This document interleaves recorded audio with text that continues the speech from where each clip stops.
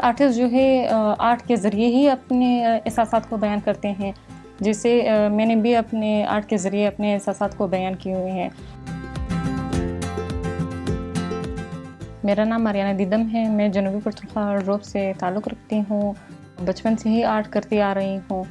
ये जो है मेरा अपना शौक़ था। मैंने कहीं क्लासेस वग़ैरह नहीं लिए।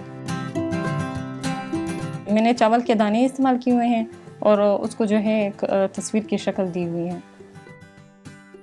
मैं मुख्तलिफ़ किस्म के आर्ट बनाती हूँ, जैसे मैं स्केचेस बनाती हूँ और स्टोन आर्ट बनाती हूँ, बेंगल आर्ट बनाती हूँ। इस तरह मुख्तलिफ़ किस्म के आर्ट बनाती हूँ मैं।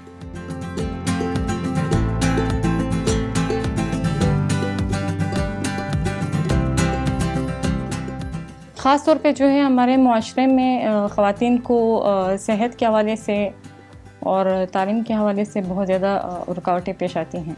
उन ख़वातीन की तस्वीरें मैंने बनाई हुई हैं जो कबायली माशरों और कबायली मसलों की वजह से जो है उन लोगों को बहुत ज़्यादा रुकावटें पेश आती हैं।